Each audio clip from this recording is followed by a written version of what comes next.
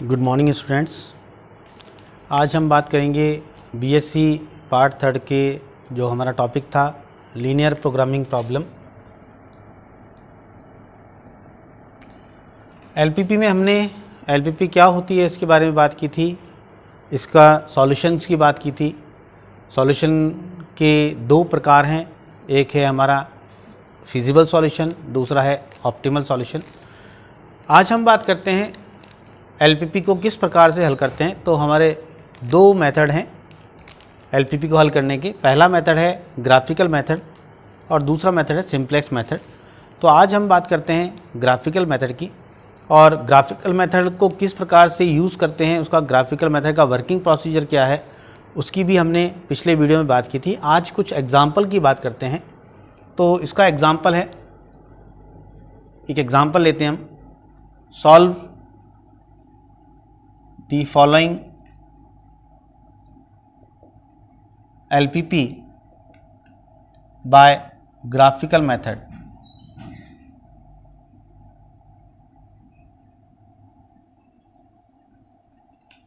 Graphical method को use करके और एलपीपी को हल करना है।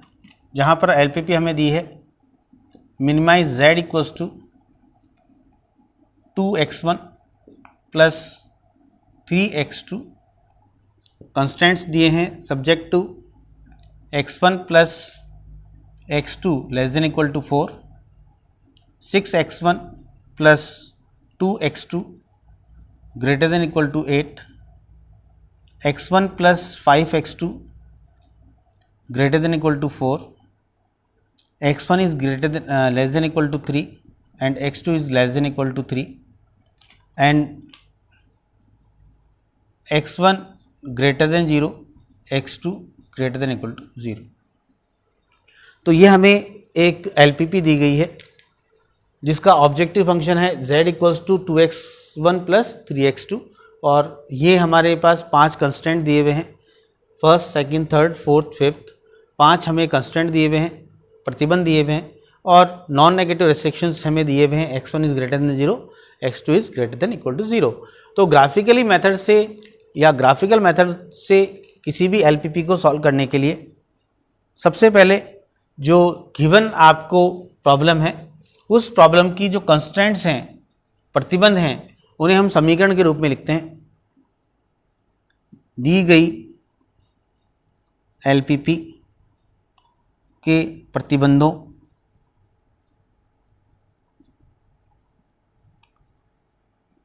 को समीकरण के रूप में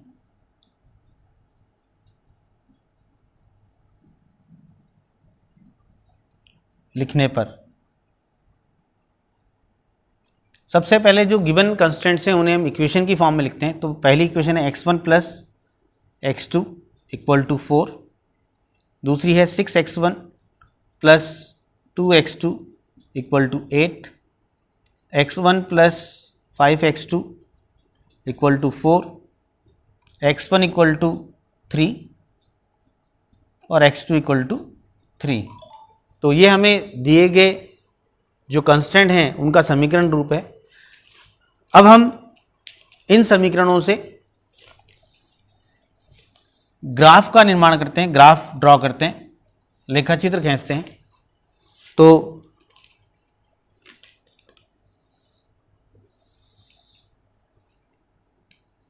ये हमारा x1 एक्सिस है और ये x2 एक्सिस, 1 2 3 4 5, 1 2 3 4 5। पहली समीकरण जो हमारी नंबर 1 इक्वेशन को हम प्लॉट करते हैं। तो when x1 equal to 0, x2 equal to 4, तो ये 4, और जब x2 इक्वल टू 0 तो x1 इक्वल टू 4, तो ये 4, 4। तो पहला जो हमारी लाइन है ये हमारी पहली समीकरण का रेखा हमने बना ली। दूसरी इक्वेशन है 6x1 plus 2x2 equal to 8। तो जब x1 बराबर 0 तो x2 बराबर 4 है, तो सेम पॉइंट। और जब x2 बराबर 0 तो x1 बराबर है 8/6। 8/6 मतलब 4/3। 4/3 मतलब 1.33 अप्रॉक्स, तो 1.33 लगभग यहाँ आएगा। तो इसको हम ज्वाइन कर देते हैं। ये हमारा समीकरण नंबर 2 का चित्रण हो गया। इसी प्रकार से x1 plus 5x2 equal to 4, तो जब x1 बराबर 0 तो x2 बराबर 4/5, तो 4/5 मीन्स हो गया 0.8, तो 0.8 हमारा यहाँ x2 बराबर 0 पर, सॉरी x1 बराबर 0 पर x2 बराबर 4/8, 4/8 मतलब यहाँ पर 0.8, और जब x2 बराबर 0 तो x1 बराबर 4, तो ये यहाँ पर 4। तो ये हमारा तीसरी लाइन का, ये हमारी थर्ड लाइन है। फर्स्ट, सेकेंड, थर्ड हो गई।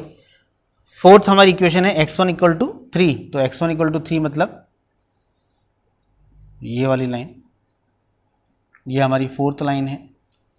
और x2 बराबर 3 मतलब ये हमारी फिफ्थ लाइन है। इन पांचों रेखाओं को हमने यहां पर प्लॉट कर दिया है। पांचों रेखाओं के बाद हम क्षेत्र का निर्धारण करते हैं। अब इन पांचों रेखाओं के निर्धारण के बाद हम क्षेत्र का निर्धारण करते हैं।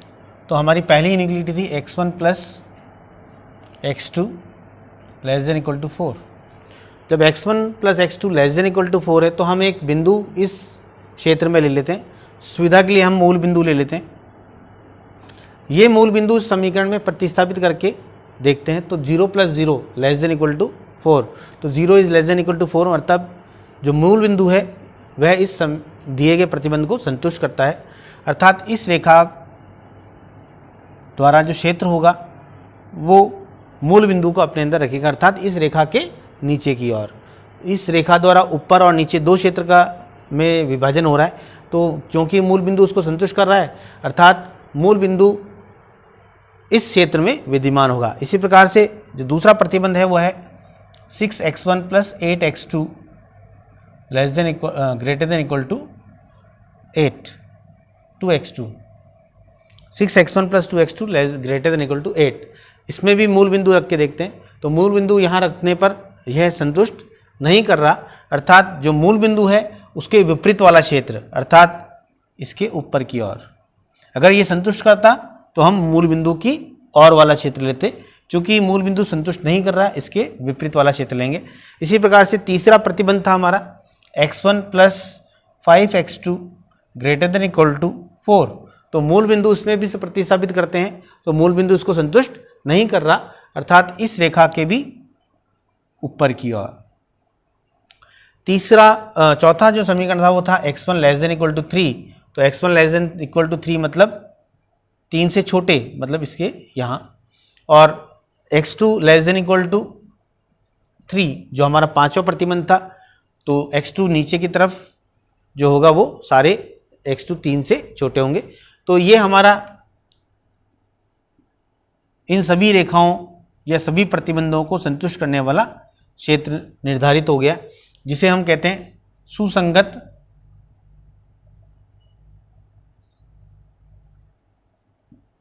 क्षेत्र या फिजिबल सॉल्यूशन।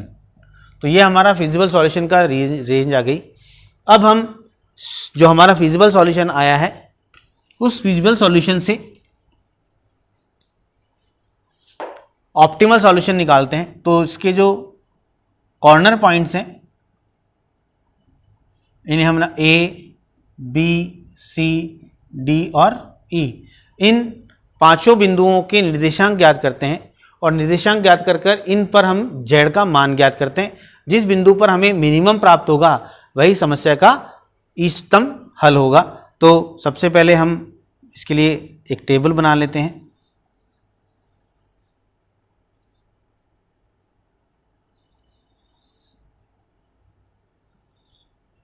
ये हमारे पॉइंट्स,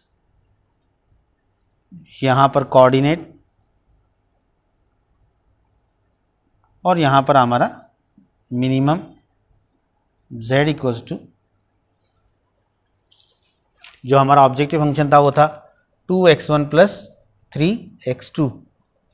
अब हम पॉइंट जो हमारा a था, b, c, d और e, ये जो पांचों पॉइंट आए हैं, इन पांचों पॉइंट के a पॉइंट ये था, इसके निर्देशांक, तो इसके निर्देशांक अगर हम निकालते हैं तो इन दोनों रेखाओं को हल करने पर जो कोऑर्डिनेट मिलेगा हमें वो है 1.14, 0.57, और इस पर z का जो मान आएगा वो आएगा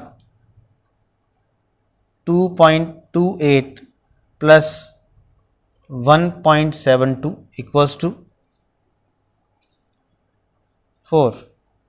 बी पॉइंट जो है हमारा वो ये है, तो इसके जो कोऑर्डिनेट हैं वो समीकरण 3 और समीकरण 4 को, इन दोनों को हल करने पर मिलेगा। तो इसके जो कोऑर्डिनेट आए हैं वो है 3,0.2 और z का जो मान आएगा वो आएगा 6.6। तीसरा पॉइंट सी पॉइंट है, वो सी पॉइंट यहाँ पर है, तो ये समीकरण 4 और समीकरण 1 को हल करने पर मिलेगा। तो ये जो कोऑर्डिनेट है वो आएगा हमारा 3,1 और z पर जो इसका मान आएगा वो आएगा 6 + 3 दैट इज़ 9। डी पॉइंट जो है हमारा वो ये पॉइंट है, ये हमारा समीकरण नंबर 5 और समीकरण नंबर 1 को हल करने पर प्राप्त होगा। तो इसका जो सॉल्यूशन है वो 3,1,3 और इस पर z का जो मान आएगा वो हमारा 2 + 9 दैट इज़ 11। इसी प्रकार से जो हमारा अंतिम जो कोऑर्डिनेट है वो ई बिंदु है, और ई बिंदु जो है हमारा ये पॉइंट है, तो ये हमारा समीकरण नंबर 5 और समीकरण नंबर 2 को हल करने पर मिलेगा। तो समीकरण नंबर 5 और 2 को हल करने पर जो कोऑर्डिनेट मिलेगा वो है 1/3,3। तो z बराबर है हमारा 2/3 plus 3 × 3 9 equals to it is 9.66। तो मिनिमम जो हमारा z का मान है, अतः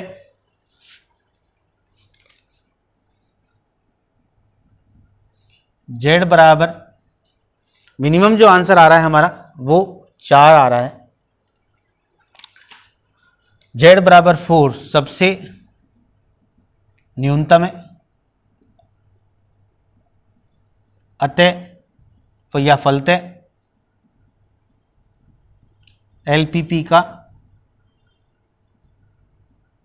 इष्टतम हल x1 बराबर 1.14 और x2 बराबर 0.57 तथा मिनिमम z बराबर 4, यही हमारा इस समस्या का इष्टतम हल है। इसी प्रकार से हम अन्य जो प्रॉब्लम है उन्हें भी हल कर सकते हैं। कल हम एक